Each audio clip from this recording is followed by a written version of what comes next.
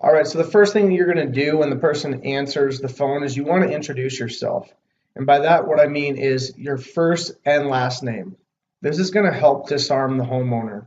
For whatever reason, by stating your first and last name, I believe that allows them to know that you're not hiding anything.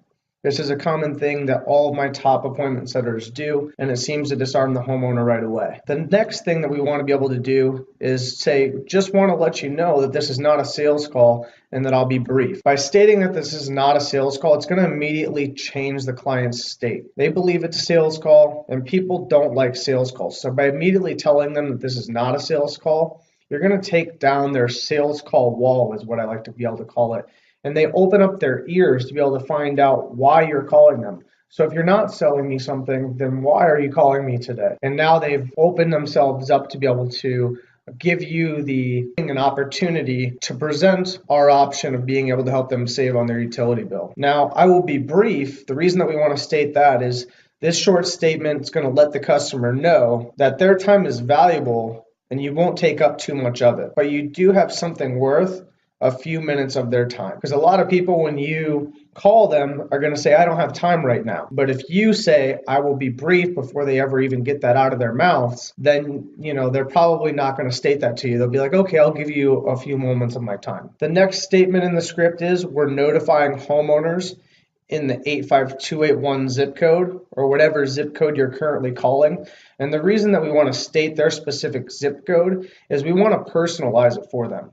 And it makes it seem like we're not just calling a bunch of random homeowners, but instead calling a specific area who may benefit because of high utility usage. The next statement that you're going to say is because it is a high usage area, you may be able to go solar and permanently lower your electric bill up to 75% with no out-of-pocket cost. Now, what we're doing here is we're creating pain by telling them that they live in a high usage area, they have a higher utility bill than they actually need to be paying. We're providing a solution or a benefit by stating that we can reduce their bill by 75%. The last thing that we're doing is we're disarming them by letting them know they won't be spending any money out of pocket. The next part of the script is now let me ask you a real quick question and then use their first name. Do you have a bill that averages over $75 like most of your neighbors? Now, let me ask you real quick, again, letting the homeowner know that we understand we're taking up their valuable time. We want to state their first name. And the reason is if you've ever read the book, How to Win Friends and Influence People, Dale Carnegie states that a person's first name to that person is the sweetest and most important sound in any language. People will stay more engaged and it will sound more personal if you keep stating their first name throughout the call. The last thing, do you have a bill that averages over $75 like most of your neighbors? Now, what we're doing here is we're immediately asking a question after your statement to avoid the person asking you a question and to start engaging them into the conversation. The statement, like most of your neighbors, make it seem like we've already spoken to their neighbors and they spoke to us openly. It's like an implied endorsement. Next part of the script is great, then you would definitely benefit from this, their first name John. Unfortunately, not every home qualifies, so I do have a couple questions for you. So the first statement, great, then you definitely benefit from this, John. Okay, this is letting them know that they would benefit from the program, and then you're stating their first name again. So they know that you're not wasting their time anymore. You're stating that we have a benefit for them to be able to save at their home. Secondly, unfortunately, not every home qualifies, so I do have a couple questions. What this is a takeaway. We're basically saying, hey, you definitely would benefit from this, but you may or may not actually be able to take advantage of the benefit. This also tells them that you need to ask a couple of questions to ensure they will benefit.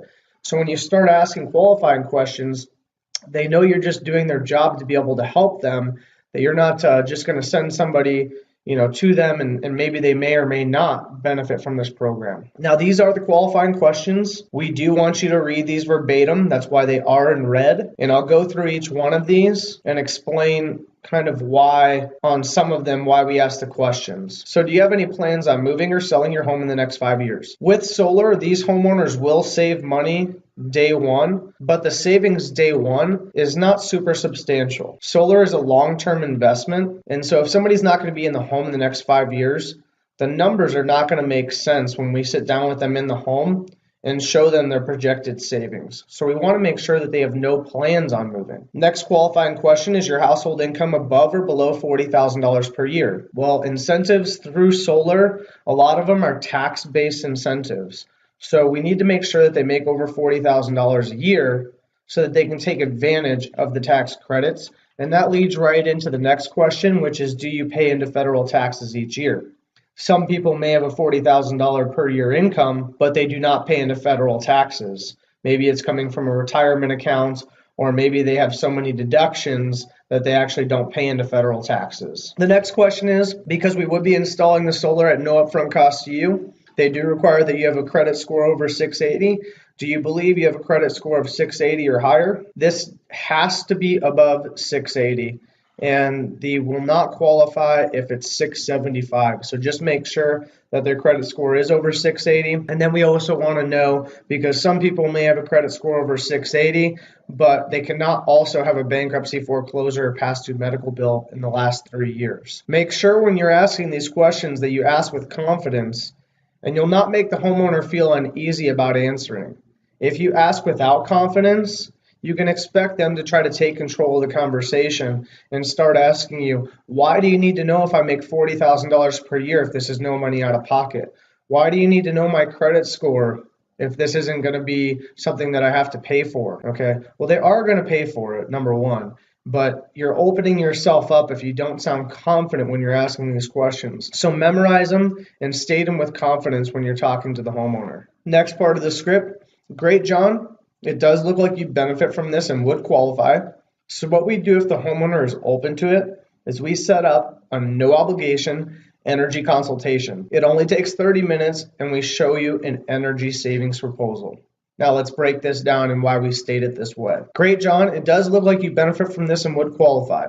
Again, we're using the person's first name. We're letting them know that they would benefit. And we also let them know that they would qualify. By stating all three of these things, we're not just trying to ask for an appointment, and potentially wasting their time. We've done as much as we can over the phone. This is the next step, next part of the actual script. So what we do if the homeowner is open to it is set up a no obligation energy consultation. Let's break this part down. So what we do if the homeowner is open to it, we want to let the homeowner feel like they're making the decision to set an appointment. When they choose to set the appointment, it is much more likely to actually hold. I know I spoke before and said, about 60% of our appointments hold. We probably would be higher if everybody set the appointments in this fashion. When you push people into an appointment, a lot of times they have buyer's remorse when they get off of the phone with you, meaning that they felt like they were pushed into something and they really didn't want an appointment. But when you say the word open, it sounds unthreatening and takes away the pressure that this is a hard sell. Instead, we give the impression of, hey, if you want to learn what you can save, great, we'll come show you. But if not, no big deal. All right, so we'll break down the rest of this, which is it only takes 30 minutes and we can show you an energy savings proposal. Set up a no obligation energy consultation. So no obligation, very important to state.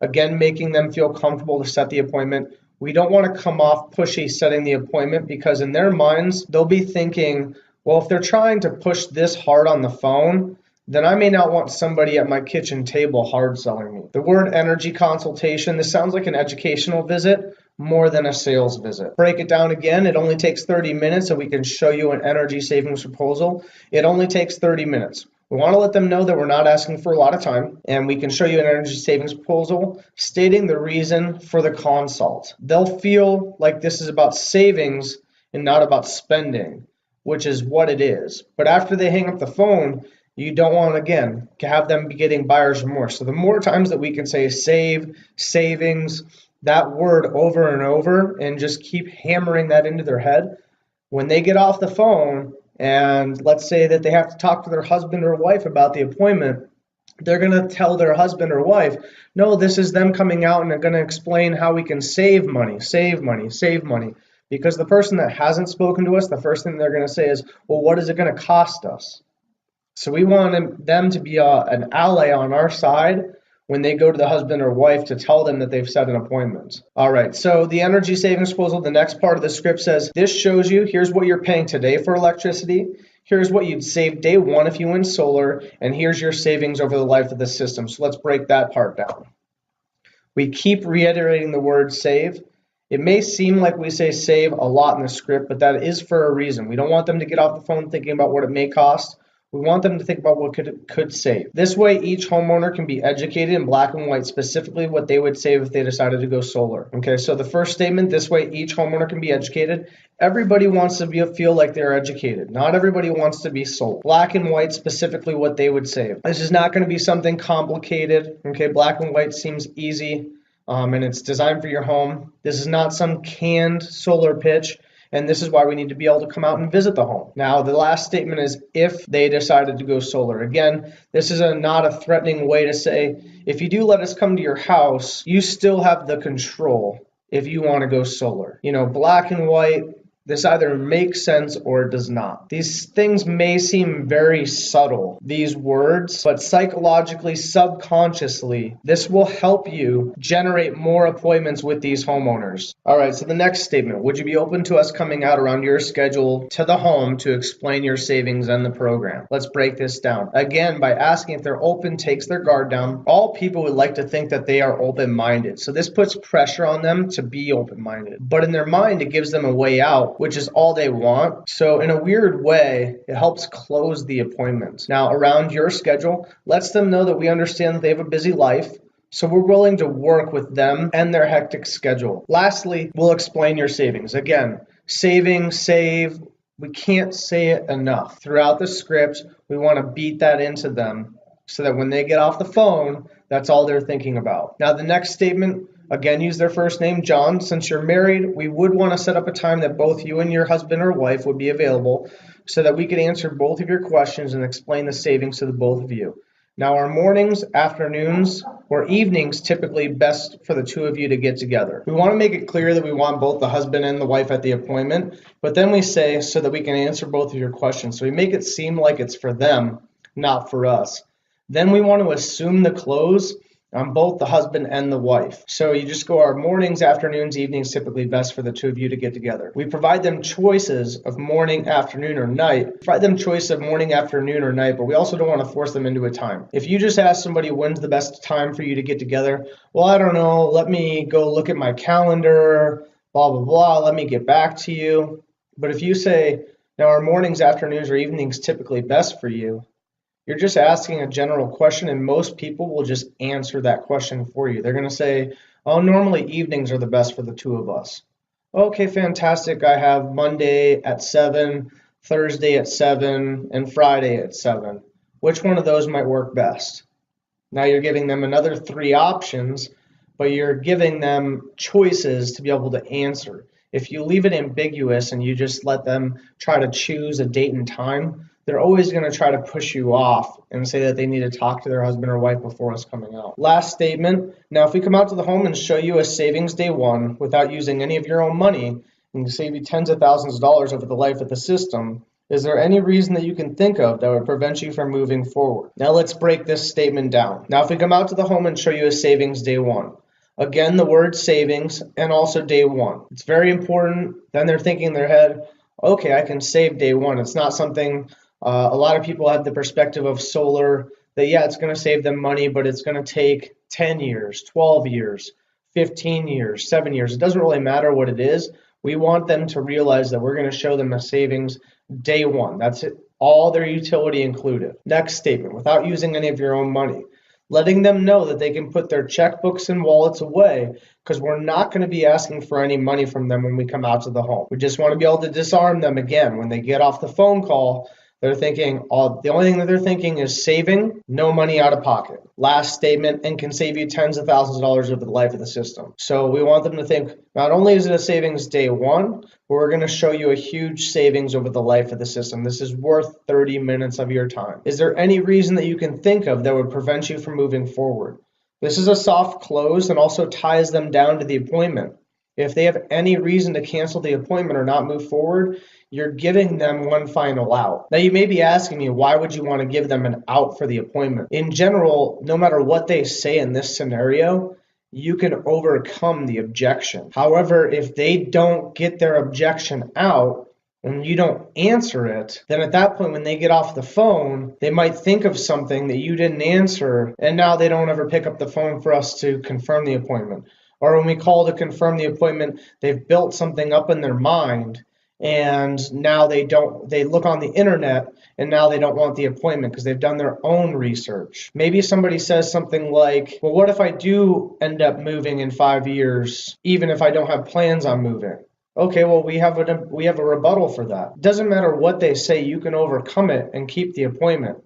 So don't be afraid to ask this question. Great, so I have you down for June 1st at 7 p.m. We'll call you the day before to confirm. Now, John, I just want to thank you for your time. We look forward to presenting your energy savings proposal. Again, what you're doing is you're confirming the time, and you're also letting them know that we're going to call to confirm the appointment. You want to thank them for their time, and the last thing that we want to do is we want to remind them the reason that we're coming out. And the reason that we're coming out is we're coming out to show them a savings on their utility bill.